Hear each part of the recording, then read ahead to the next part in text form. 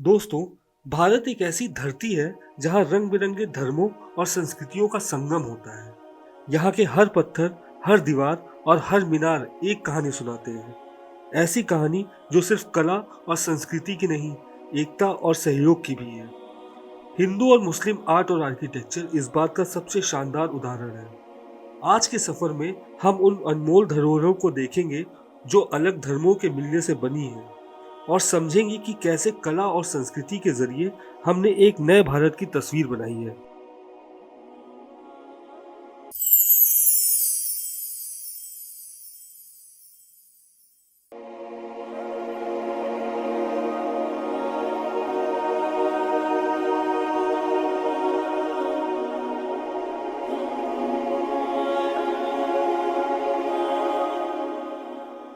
हिंदू और मुस्लिम सभ्यताओं का मिलन सिर्फ एक हिस्टोरिकल इवेंट नहीं था, बल्कि एक एवोल्यूशनरी प्रोसेस था। इसका आगाज 12वीं शताब्दी में हुआ, जब दिल्ली सल्तनत की स्थापना हुई और उसके बाद मुगल एम्पायर का सफर शुरू हुआ। इस्लामिक रूलर्स जब भारत आए, तब यहाँ हिंदू और जैन ट्रेडिशंस काफी स्ट्रांग थे। पर इन रूलर्स ने यहाँ के लोकल कल्चर को ना सिर्फ एक्सेप्ट किया, बल्कि उसे अपनाया। इस इंटरैक्शन का एक जबरदस्त नतीजा निकला, इंडो इस्लामिक आर्ट और आर्किटेक्चर का जन्म। कुतुब मीनार इसका पहला मिसाल था। इसका बेस हिंदू और जैन टेम्पल्स के रिमेन्स से बना और उसके ऊपर अरेबिक इंक्रिप्शंस और ज्योमेट्रिकल पैटर्न्स का इस्तेमाल किया गया। A perfect blend of two traditions. Mughals के आने के बाद इंडो इस्लामिक आर्किटेक्चर अपने शिखर पर पहुंच गया। हुमायूंस टॉम को ही देखिए। यहाँ पर्शियन चारबाग गार्डन स्टाइल का इस्तेमाल किया गया, पर उसमें सैंडस्टोन और मार्बल का मिक्स एक यूनिकली इंडियन टच देता है। इसका जाली वर्क जो एक तरफ से इस्लामिक सिमेट्री को फॉलो करता है, वहीं दूसरी तरफ हिंदू जाली का इंट्रिकेट फ्लोरल डिजाइन भी शामिल करता है। रेड फोर्ट और आगरा फोर्ट में भी ये मिक्स दिखाई देता है, मैसिव मुगल स्टाइल के साथ राजपूताना ओरिएंटेशन। ये स्ट्रक्चर्स सिर्फ स्टोन और मार्बल से बने हुए महल नहीं है, ये एक धरोहर है जो हमें दिखाते हैं कि क्रिएटिविटी किसी एक धर्म या संस्कृति तक सीमित नहीं होती। फ्यूजन का मैजिक सिर्फ मस्जिदों और महलों तक नहीं था। हिंदू टेम्पल्स ने भी इस्लामिक एलिमेंट्स को अपनाया, जैसे रनकपुर जैन टेम्पल, जिसमें ज्योमेट्रिकल जाली वर्क और डोम्स इस्लामिक इंस्पिरेशन से लिए गए हैं। अकबर के राज में फतेहपुर सीकरी एक एक्सपेरिमेंट बना, ऐसे शहर जहां हिंदू और मुस्लिम आर्टिसंस एक साथ काम करते थे। बुलंद दरवाजा और पंचमहल इस सिंथेसिस का बेहतरीन उदाहरण है। पंचमहल का टियर्ड स्ट्रक्चर एक हिंदू मंदिर के शिखर की याद दिलाता है, पर इसका सिमेट्री मुगल डिजाइन का प्रतीक है।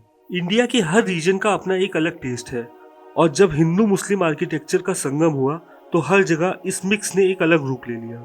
डेक्कन रीजन में गोल गुम्बज का डोम और चार मीनार का एलिगेंट स्टाइल दिखाता है कि कैसे लोकल आर्टिसंस ने इस्लामिक आर्किटेक्चर को अपने रीजनल एलिमेंट्स के साथ ब्लेंड किया। बंगाल के बिशनपुर टेम्पल्स में टेराकोटा पैनल्स बनाए गए जो रामायण और महाभारत की कहानियां सुनाते हैं, पर उनकी सिमेट्री इस्लामिक स्टाइल से प्रेरित लगती है। ये रीजनल स्टाइल्स हमें दिखाती हैं कि कला कभी एक डायमेंशन में नहीं होती।